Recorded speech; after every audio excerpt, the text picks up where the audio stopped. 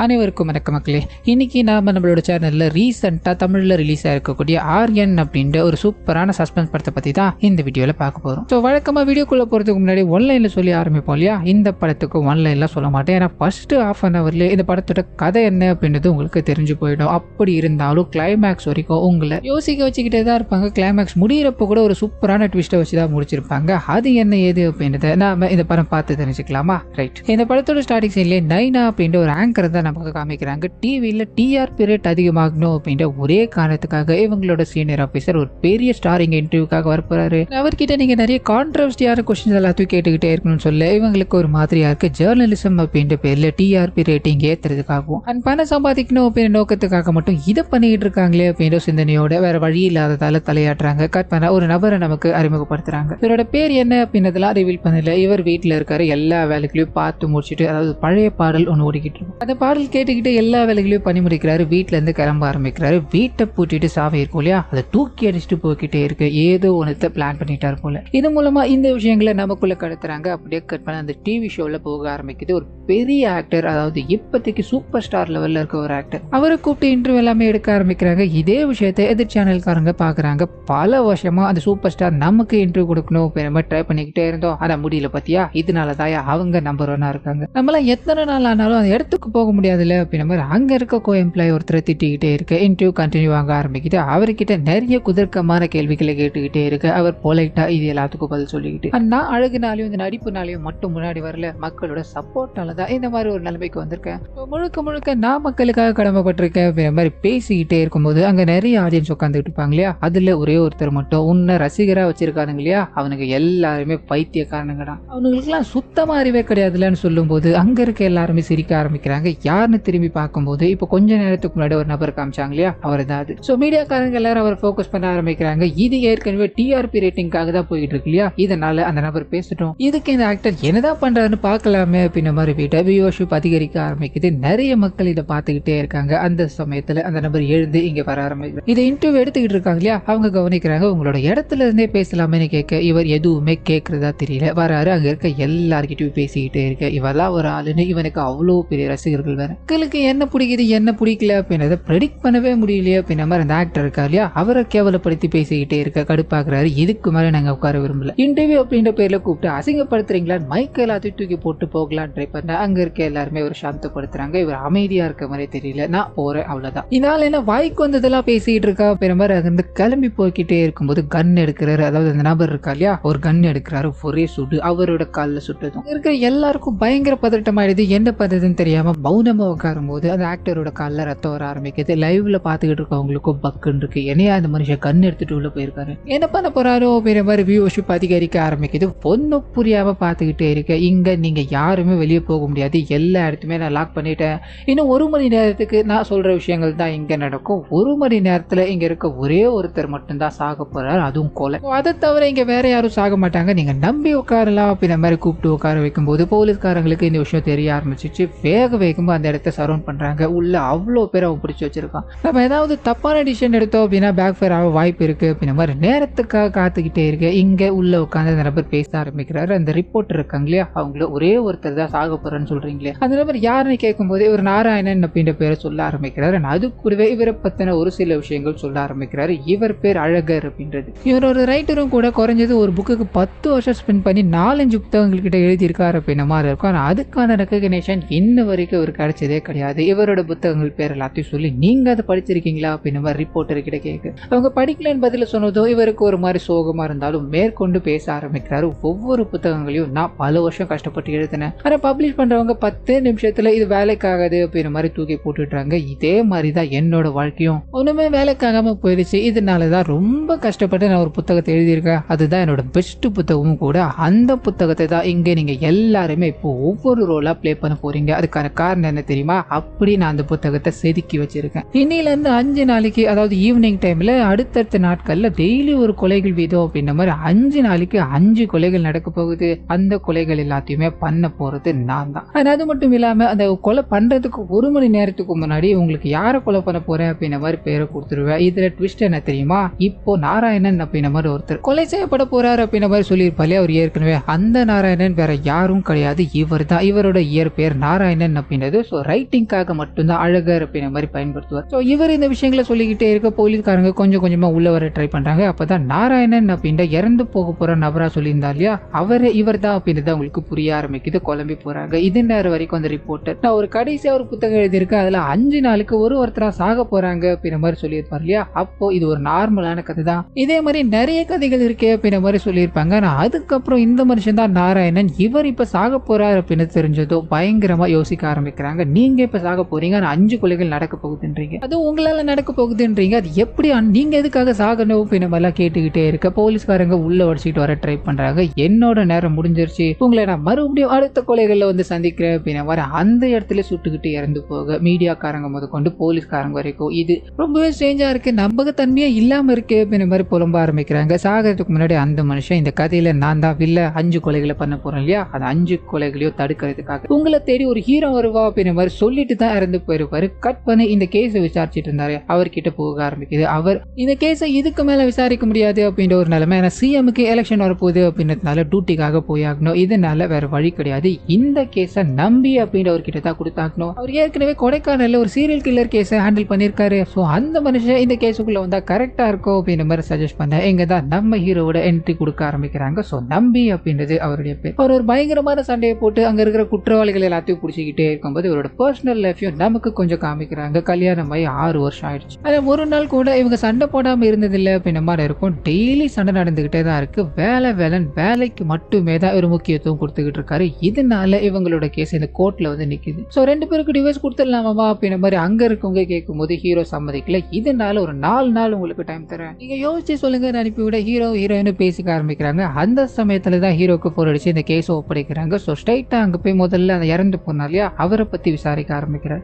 So அவருக்கு ஒரு பையன் இருந்திருக்கான், அவன் இப்ப இங்கிருந்து ஓடி போயிட்டான் அப்படின்ற மாதிரி இருக்கும். அவனை தேடி ஒரு குரூப்பும் அவரோட பர்சனல் லைஃபை பத்தி நோண்ட ஆரம்பிக்கிறாங்க. அதுல இவரோட மனைவி கொஞ்சம் வருஷத்துக்கு முன்னாடி இறந்து போயிட்டாங்க அப்படின்றது தெரிய ஆரம்பிக்குது. இன்ட்ரோவர்ட்டான பர்சன் தான், யார்கிட்டயுமே பேச மாட்டாரு. இந்த விஷயங்கள் எல்லாமே இவங்க கலெக்ட் பண்ணிக்கிட்டே இருக்கு. அந்த டிவி சேனல்ல கன் எடுத்துக்கிட்டு போனா இல்லையா, அது எப்படி அப்படின்றத விசாரிக்க ஆரம்பிக்கிறாங்க. அந்த சமயத்துல தான் அங்க இருக்க செக்யூரிட்டி கிட்ட ஒரு பாக்ஸை கொடுத்து, ஐயா இதுல போன் இருக்கு, நான் உள்ள போய் அந்த அம்மாவை, அதாவது ஆங்கரிங் பண்ணிட்டு இருக்காங்களே அந்த அம்மாவை போட்டோ எடுக்கணும், 200 ரூபா வச்சுக்கோங்க, இதை பண்ணி கொடுக்க முடியுமா அப்படின்ற மாதிரி அந்த வேலையை பார்த்து விட்டுட்டு இருப்பாரு. ஸோ இந்த விஷயம் எல்லாமே இன்வெஸ்டிகேஷன் பண்ணிக்கிட்டே இருக்கும்போது ஹீரோக்கு தெரிய ஆரம்பிக்குது. அந்த வயசான நபர், அதாவது அந்த அழகர் இருக்கா இல்லையா, அவரோட வீட்டுக்கு போய் செக் பண்ணி பார்க்கும்போது எதுவுமே சஸ்பீசியஸா கிடைக்கிற மாதிரி தெரியல. அந்த வீட்டில் ஒரு 20 வருஷம் வாழ்ந்திருப்பார். ஆனா அந்த வீட்டில் 20 வருஷம் அவர் வாழ்ந்ததுக்கான அவ்வளோ பெரிய அடையாளங்கள்லாம் எதுவும் கிடையாது. சுத்தி முத்தி தேட ஆரம்பிக்கிறாங்க. வீட்டுக்கு பின்னாடி அது கொளுத்துற மாதிரி இருக்கு. அதை எல்லாத்தையும் செக் பண்ணிக்கிட்டே இருக்கும்போது ஒரு எம்டி டைரி ஒன்று இருக்கு. ஸோ இந்த விஷயங்கள் எல்லாத்தையும் ஹீரோ பார்த்துக்கிட்டே இருக்கு. அதே சமயத்தில் டெய்லி ஈவினிங் கொலை பண்ண போறவனா அறிவிச்சு கொலை பண்ணுவேன் அப்படின்ற மாதிரி சொல்லியிருக்கா இல்லையா,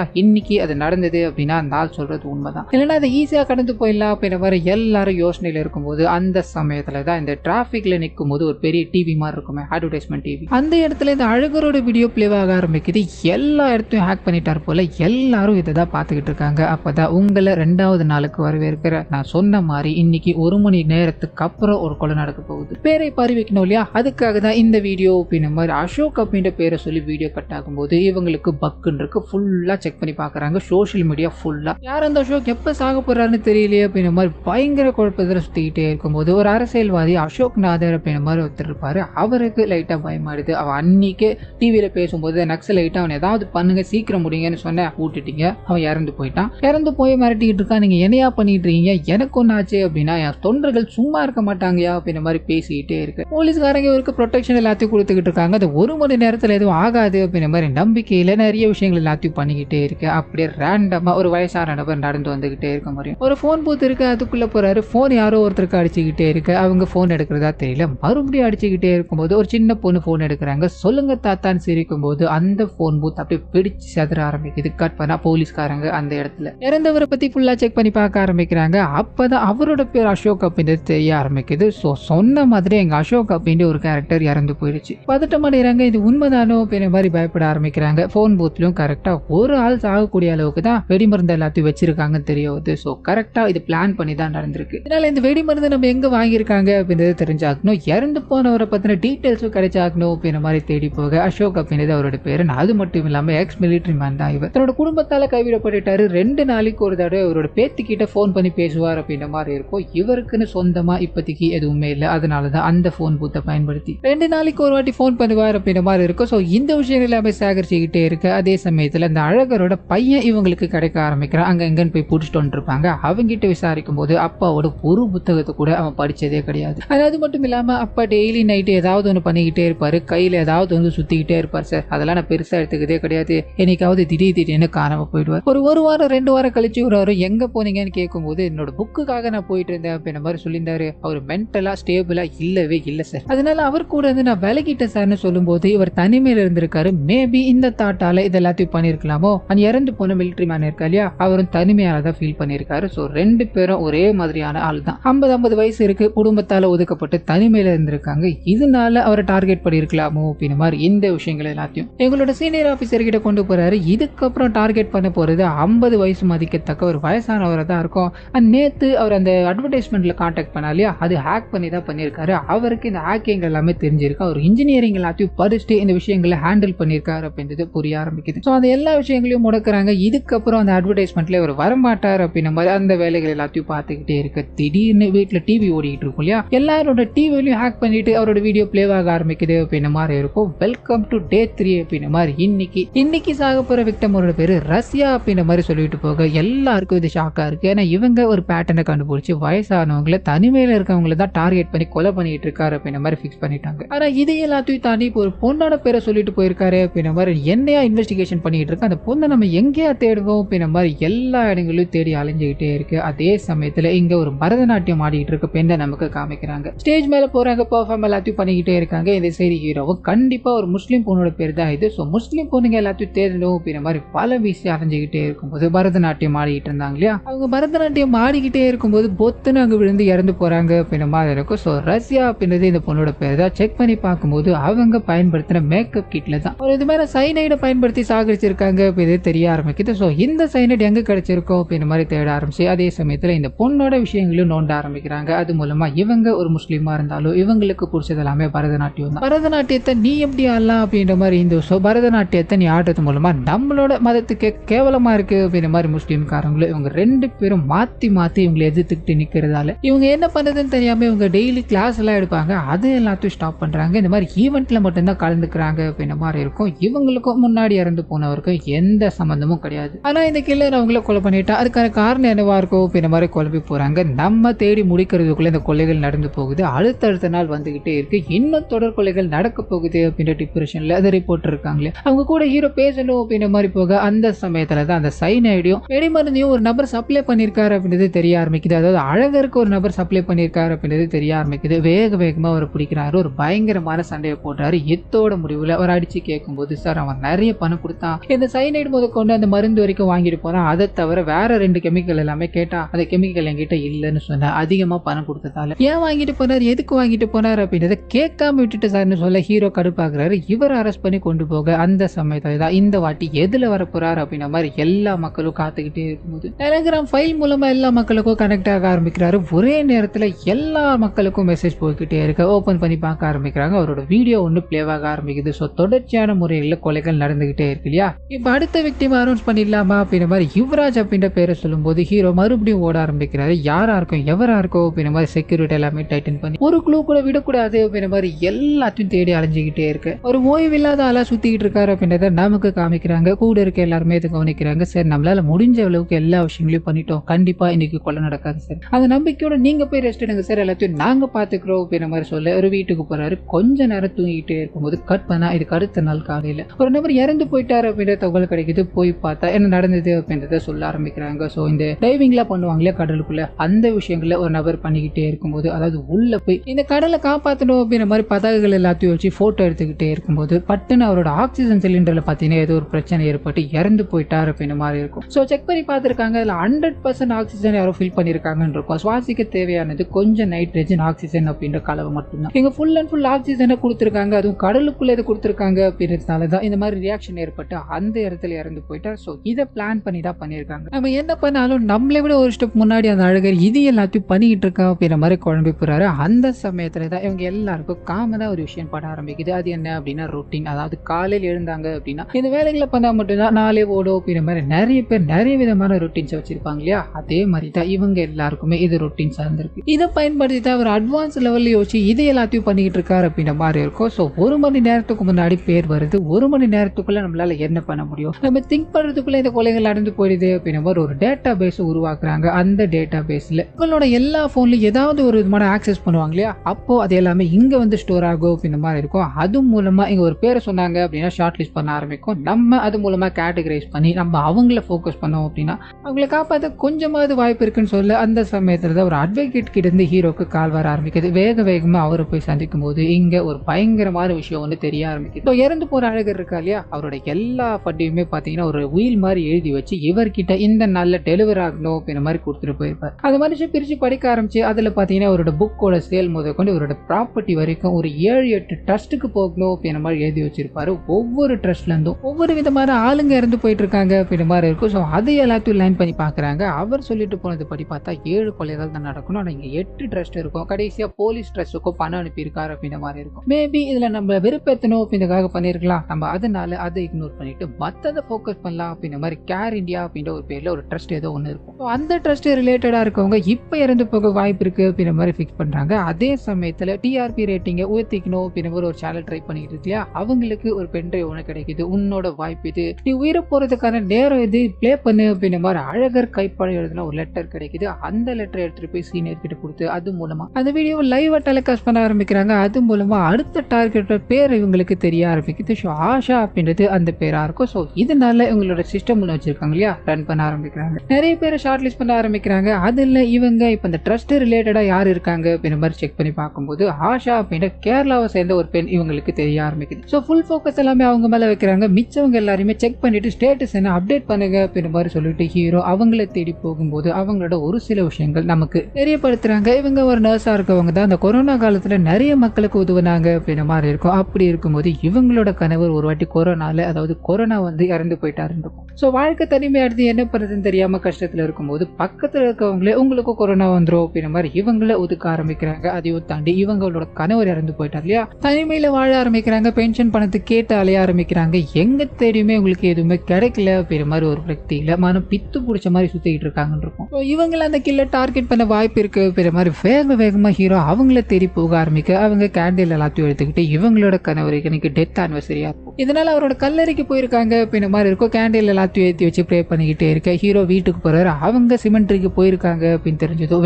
வேகமா அங்க போய் பார்க்க அவங்க ப்ரே பண்ணிட்டு தான் இருக்காங்க. ஸோ சாகிறதுக்கு முன்னாடி நாம இவங்களை பிடிச்சிட்டோம் அப்படின்ற சந்தோஷத்துல உங்களோட உயிர் மேல த்ரெட் இருக்கு, நீங்க கொஞ்ச நேரம் எங்களோட கஸ்டடியில இருக்க முடியுமா அப்படின்ற மாதிரி அவங்கள வண்டியில் ஏற்றும் போது அவங்களோட மூக்குல இருந்து ரத்தம் வர ஆரம்பிக்குது. என்னன்னு புரியாம போய் செக் பண்ணி பார்க்கும்போது பொத்துன்னு கீழே விழுந்து இறந்து போறாங்க. அது மூலமா இப்ப கேண்டில் ஏற்றி வச்சுட்டு வந்தாங்க இல்லையா, அதுல இருக்க ஒரு கெமிக்கல் தான் இவங்களோட உடம்புக்குள்ள போய் இவங்க இறந்து போயிட்டாங்க அப்படின்ற மாதிரி இருக்கும். மீடியாக்காரங்க கொலை இவங்களை தான் பண்ண போறாங்க அப்படின்னு தெரிஞ்சும் போலீஸ்காரங்களால காப்பாற்ற முடியல. இந்த போலீஸ்காரங்க என்னதான் பண்ணிட்டு இருக்காங்க அப்படின்ற மாதிரி கேள்விகளை எழுப்பிக்கிட்டே இருக்க ஹீரோ பயங்கரமான பிரஷரை ஃபீல் பண்ண ஆரம்பிக்கிறார். ரிப்போர்ட்டரும் இவரோட மனைவி இருக்காங்க இல்லையா, 2 பேரும் கண்டிப்பா இந்த கேஸ் உங்களால சால்வ் பண்ண முடியும் அப்படின்ற மாதிரி மோட்டிவேட் பண்ணிக்கிட்டே இருக்கும்போது அடுத்த நாள் வர ஆரம்பிக்குது. இன்னைக்கு ஒரு கொலை நடக்க போகுது இல்லையா, அந்த கொலை நடக்கிற வரைக்கும், அதாவது பேரை சொல்ற வரைக்கும் நம்ம வெயிட் பண்ணக்கூடாது, ஏதாவது பண்ணி ஆகணும் அப்படின்ற மாதிரி சர்ச் பண்ணிக்கிட்டே இருக்கும்போது அந்த சமயத்துல தான் ஒரு வயசான லேடி பார்க்க கிளீன் பண்ணிக்கிட்டே இருக்கும்போது அங்க ஒரு டிவைஸ் கிடைச்சது அப்படின்ற மாதிரி எடுத்துட்டு வந்து கொடுத்துருப்பாங்க. அதை செக் பண்ணி பார்க்கும்போது இவங்களுக்கு கரெக்டா இன்னைக்கு ஈவினிங் வர வேண்டிய வீடியோ அதுல ஸ்டோர் ஆயிருக்கு. ஸோ அந்த கொலைகாரன் இதுக்கு முன்னாடி வரைக்கும் நம்ம என்ன பண்ணணும் அப்படின்ற மாதிரி ஃபிக்ஸ் பண்ணிட்டு போயிருந்தா முதல்ல அவன் பண்ண போறத முன்னாடி நம்ம கணிச்சிருக்கோம் அப்படின்ற மாதிரி அந்த வீடியோ பார்க்க ஆரம்பிக்க அதுல அவன் என்ன சொல்லியிருக்கான்னா, கடைசியா நம்ம ஒரு ட்விஸ்ட் வைக்கலாம் பிளான் பண்ணியிருக்கோம், இந்த கதை ஸ்ட்ரைட்டாவே போய்கிட்டு இருந்த அப்படி அங்கங்க ஏதாவது ஒரு ட்விஸ்ட் வைக்கணும் இல்லையா, இதனால இன்னைக்கு என்ன அப்படின்ற பேரை நான் கொலை பண்ண போறேன், என்ன அப்படின்றத மட்டும்தான் நான் உங்ககிட்ட சொல்றேன், ஏன்னா மிச்சம் எல்லாத்தையும் நீங்க தானே நம்பி சார் கண்டுபிடிக்கணும் அப்படின்ற மாதிரி ஹீரோவோட பேரை சொல்லி அந்த வீடியோ முடியும் போது எல்லாருக்குமே ஷாக்கா இருக்கு. காரணம் என்ன அப்படின்னா, அந்த நபர் இறந்து போனதுக்கு அப்புறம் தான் ஹீரோ கிட்ட இந்த கேஸ் வந்திருக்கும். ஆனா அவர் முன்னாடியே ப்ரெடிக்ட் பண்ணி இதை பண்ணிருக்கலாம். எல்லாம் அந்த கில்லர் அடுத்து கொலை பண்ணதா பிளான் போட்டிருக்கிறது நம்பியா இருக்கலாம் அப்படின்ற கோணத்துல ஹீரோவை சுத்தி வளைக்க ஆரம்பிக்கிறாங்க. சார் எல்லாருமே அவங்களோட ஒரு மாதிரி டிப்ரெஷன் ஸ்டேட்டஸ்ல தான் இருந்தாங்க, நீங்களும் அதுல தான் சார் இருக்கீங்க, உங்களோட மனைவி உங்களை விட்டு பிரிய போறாங்க, அந்த கில்லர் உங்களை ஃபாலோ பண்ணிருக்கலாம் இல்லையா, உங்களுக்கு பாதுகாப்பு கொடுக்கறது தான் சார் கரெக்ட், போலீஸ்காரரே இறந்து போயிட்டாரு அப்படின்னா எல்லாரும் பயங்கர பேனிக் ஆயிடுவாங்க, இதை விட்டா வேற வழி கிடையாது சார்னு சொல்ல ஹீரோ குழம்பி போறாரு. மேபி இது ஒரு டைவர்ஷனா இருக்கலாம் இல்லையா, என் பேரை சொல்லி டைவர்ட் பண்ணிட்டு மேபி அவன் கெஸ் பண்ணிருக்கலாம், ஸோ அதனால என் பேரை சொல்லி டைவர்ட் பண்ணிட்டு வேற யாருன்னா கொலை பண்ணலாம் இல்லையா அப்படின்ற மாதிரி திங்க் பண்ணிட்டு அந்த கடைசியா இருக்க ட்ரஸ்ட்டை பத்தி பேச ஆரம்பிக்கிறாரு. அது உமன் ஆர்கனைஸ் பண்ண ஒரு ட்ரஸ்ட் அப்படின்ற மாதிரி இருக்கும். உமன் ரைட்ஸ்ல யாரெல்லாம் இருக்காங்களோ அவங்களோட பேரெல்லாம் ஃபில்டர் பண்ணலாம் அண்ட் எண்ணில் இருக்கிறத ஃபில்டர் பண்ணலாம் அப்படின்ற மாதிரி தேட ஆரம்பிக்கிறாங்க. இதுக்கு நடுவில் அந்த இறந்து போன நபர் நிறைய புத்தகங்கள் எழுதினார் அப்படின்ற மாதிரி இருக்கு இல்லையா, அதுல ஆரியன் அப்படின்ற ஒரு புத்தகம் மட்டும் இவங்களுக்கு எங்க தேடியுமே கிடைச்சிருக்காது, அது யாருமே படிச்சிருக்க மாட்டாங்க அப்படின்ற மாதிரி இருக்கும். ஸோ ஆர்யன் அப்படின்ற ஆல்பபெட் லெட்டர் இருக்கு இல்லையா, அந்த ஆர்டர்ல தான் கொலைகள் நடந்துகிட்டு இருக்கு. கடைசி லெட்டரான என்ல தான் இது வந்து நிற்கிது. யாரா இருக்குமோ அப்படின்ற மாதிரி ஹீரோ யோசிச்சுக்கிட்டே இருக்கும்போது அப்பதான் அந்த ரிப்போர்ட்டர் பேர் இவருக்கு தோண ஆரம்பிக்குது. நைனா அப்படின்றது அவங்களோட பேர். இதனால அவங்கள பத்தி விசாரிக்கணுன்ற மாதிரி செக் பண்ணி பார்க்கும்போது அவங்க உமன் ஆக்டிவிட்டிஸ் அப்படின்றது தெரிய ஆரம்பிக்குது. ஸோ வேகமா போலீஸ்காரங்களை அனுப்பிச்சு அவங்கள செக் பண்ணணும் அப்படின்ற மாதிரி ட்ரை பண்ண அந்த சமயத்துல தான் ஒரு திருநங்கை, அதாவது என் பேர்ல ஸ்டார்ட் ஆகுற ஒரு திருநங்கை காணாம போயிருக்காங்க அப்படின்றது தெரிய ஆரம்பிக்குது. ஆனால் அது கூடவே கடைசியா ஒரு வீடியோ வந்திருக்கு இல்லையா, அதை ஹீரோ உத்து கவனிச்சுக்கிட்டே இருக்கும்போது அதுக்கு பின்னாடி ஒரு புக் இருக்கும். அதே புக்கு தான் வீட்டு பின்னாடி எரிஞ்சு போன நிலையில கலந்துருக்கும். எம்டியா இருக்கு அப்படின்ற மாதிரி ஓர கட்டியிருப்பாங்க. இப்போ சந்தேகப்பட்டு அதை செக் பண்ணி பார்க்கும்போது அதுல ஏதோ ஒன்று எழுதப்பட்டிருக்கு அப்படின்றது புரிய ஆரம்பிக்குது. பத்த வச்சு பார்க்கறாரு. ஒரு சீக்ரெட் ரூம் அந்த இறந்து போனார் இல்லையா அழகர், அவரோட வீட்டுக்குள்ள இருக்கு அப்படின்றத புரிஞ்சுக்கிட்டாரு. வேகமா அங்க போகலான்னு ட்ரை பண்ண ஒரு ட்ரக் டீலர் அடிச்சு அரெஸ்ட் பண்ணார் இல்லையா, அவரோட ஆளுங்க இவர் அடிக்கணும் அப்படின்னு மாதிரி வராங்க. சண்டைகள் எல்லாமே போக ஆரம்பிக்குது. அந்த சண்டையை தாண்டி அந்த வீட்டுக்குள்ள போய் அந்த அறையை கண்டுபிடிக்கிறாரு. அந்த அறையை கண்டுபிடிச்சு உள்ள போய்கிட்டே இருக்கும்போது பட்டுன்னு ஒரு கண்ணாடிக்குள்ள லாக் ஆயிட்டாரு. வீடியோ பிளே ஆக ஆரம்பிக்குது. என்ன ஹீரோ, நீ கண்டுபிடிச்சு வருவ அப்படின்றது எனக்கு தெரியும், அதனால தான் உனக்கு ஒரு சூப்பரான செட்டப்பை வச்சிருக்கேன். இந்த கதையை 10 வருஷம் கஷ்டப்பட்டு எழுதுனேன், அவ்வளோ ஈஸியா விட்டுட்டு போயிடுவேன் நினைக்கிறியா? அதை கிளீன் பண்ற அம்மா இருக்காங்களே, அவங்களுக்கு ஒரு நல்ல பழக்கம் இருக்கு. எல்லா இடத்துலயும் சுத்தமா கிளீன் பண்ணிக்கிட்டே இருப்பாங்க. அவங்க 2 நாள் ஊருக்கு போவாங்க அப்படின்றது தெரிஞ்சுதான் நான் அந்த இடத்துல வச்சேன். 2வது நாள் அதை செக் பண்ணுவாங்கன்னு தெரியும். ஸோ செக் பண்ணி இங்க வந்ததும் அதை ஃபாலோ பண்ணிட்டு நீ வருவ அப்படின்றது தெரியும். உனக்காக தான் அதை வச்சிருக்க அப்படின்ற மாதிரி அதுல தண்ணி எல்லாமே வர ஆரம்பிக்குது. என் அப்படின்ற பேர்ல இப்ப இறக்க போறது ஹீரோவா அப்படின்ற மாதிரி நமக்குள்ள பல விஷயங்கள் ஓடிக்கிட்டே இருக்கு. ஹீரோவும் தப்பிக்க முடியாம அந்த தண்ணிக்குள்ள மூழ்கிக்கிட்டே இருக்கு. அதே சமயத்துல ஹீரோவை தேடி அவரோட டீம்மேட்ஸ் எல்லாமே வந்துகிட்டே இருக்காங்க. இத்தோட முடிவுல ஹீரோ சாவர வரைக்கும் போயிட்டாரு. கடைசி நொடியில அவரோட பாக்கெட்ல ஒரு ஆணி மாதிரியான ஒரு பொருளை வச்சிருக்காரு. அது ஞாபகத்தை வர ஆரம்பிக்கும். ஸோ அதை எடுத்து உடைக்க ஆரம்பிக்கிறாரு. கண்ணாடி எல்லாத்தையும் உடைச்சிக்கிட்டு வெளியே போகும்போது அவரோட டீம்மேட்ல வந்துட்டாங்க. சுத்தி முத்தி பார்த்துக்கிட்டே இருக்காங்க. தண்ணி எல்லாமே ஒரு இடத்துக்கு இழுத்துட்டு போய்கிட்டே இருக்கு. அதை ஓபன் பண்ணி பார்க்க ஆரம்பிக்கிறாங்க. அங்கதான் அது திருநங்கை கடத்தப்பட்டு அடைக்கப்பட்டு வச்சிருக்காங்க அப்படின்றது தெரிய ஆரம்பிக்குது. ஸோ கடைசி லேட்டரான என் எதுவும் ஆகிறதுக்கு முன்னாடி இவங்க காப்பாத்திட்டாங்க அப்படின்னு மாதிரி இருக்கு. ஸோ மீடியாக்காரங்களுக்கு இதை எல்லாத்தையும் சொல்ல ஆரம்பிக்கிறாங்க. அது மூலமா தான் நமக்கு இந்த கொலைகள் எல்லாத்தையும் எதுக்காக அவர் பண்ணார் அப்படின்னு ரிவீல் ஆக ஆரம்பிக்குது. கடைசியா ஒரு வீடியோ ரெக்கார்ட் பண்ணிட்டு தான் இந்த விஷயங்கள் எல்லாத்தையும் ஸ்டார்ட் பண்ணிருப்பாரு அப்படின்ற மாதிரி இருக்கும். ஸோ இறந்து போன எல்லா கேரக்டர்ஸும் இருக்காங்க இல்லையா, அவங்களோட வேலை செஞ்சுக்கிட்டு இருக்க விஷயம் இருக்கு, அது எல்லாமே நாட்டுக்கு தேவையான விஷயங்கள் தான். உதாரணத்துக்கு சொல்லணும் அப்படின்னா எக்ஸ் மிலிட்டரி மேன் இருக்கா இல்லையா, அவர் நாட்டுக்காக தன்னோட காலை எழுந்துட்டு வந்தார் அப்படின்ற மாதிரி இருக்கும். ஆனா ஊர் மக்கள் எல்லாருமே அவரை கேவலமா பார்க்க ஆரம்பிக்கிறாங்க. அண்ட் செக்யூரிட்டி ஏடிஎம் வாசல் நின்றுகிட்டு இருக்காரு அப்படின்ற மாதிரி இருக்கும். நாட்டுக்காக உழைச்ச மனுஷனுக்கு இப்படி ஒரு வாழ்க்கை. அதே சமயத்துல இந்த பரதநாட்டியம் இருக்காங்க இல்லையா, அவங்களும் அதே போலதான் பரதநாட்டியத்து மேல பயங்கர பிரியம். ஆனா கூட இருக்கவங்க எல்லாருமே இது உனக்கு வேண்டாத வேலை, காசு வேற வழியா சம்பாதிக்க வேண்டியதானே அப்படின்ற மாதிரி கிண்டல் அடிச்சுக்கிட்டோம். இதெல்லாம் இப்ப யாருமா ஆடுறா, ஏதாவது நல்ல டான்ஸ் ஆடலாம்ல அப்படின்ற மாதிரி இவங்களை கொச்சப்படுத்திட்டு பேசிக்கிட்டே இருக்கு. இதுதான் கடல்ல இறந்து போனா இல்லையா, அவர்கிட்ட போக ஆரம்பிக்குது. கடல்ல மண் அள்ளுறாங்க, கடல்ல குப்பையை கொட்டுறாங்க அப்படின்ற மாதிரி பல போராட்டங்களை இவர் நடத்திக்கிட்டே இருக்கு. இவரோட ஃப்ரெண்ட்ஸ் எல்லாமே கேவலமா பாக்குறாங்க. அண்ட் இவரோட அப்பாவை ஒரு பொருட்டாவே மதிக்கல அப்படின்ற மாதிரி இருக்கும். ஸோ இப்படி ஒவ்வொருத்தரும் பார்த்தீங்கன்னா அவங்களோட ஃபீல்ட்ல அவங்க நேர்மையா இருக்காங்க. இது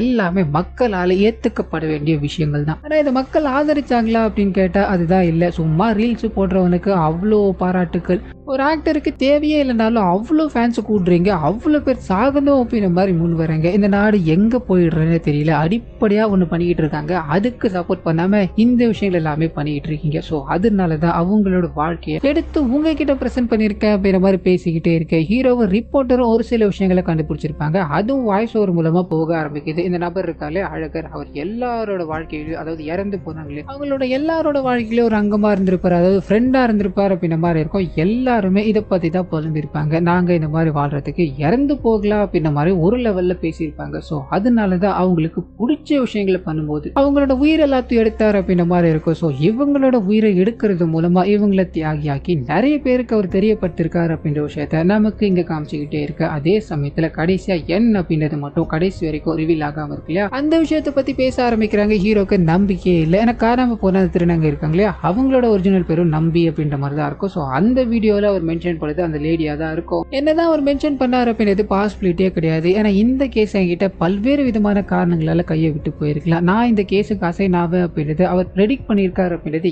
ஏத்துக்க முடியாதுன்னு சொல்ல அந்த சமயத்துல தான் இந்த அழகரோட சீக்ரெட் ரூமை செக் பண்ணிருப்பாங்க இல்லையா, அங்க ஒரு புத்தகம் கிடைச்சிருக்கு அப்படின்ற மாதிரி கொடுக்குறாங்க.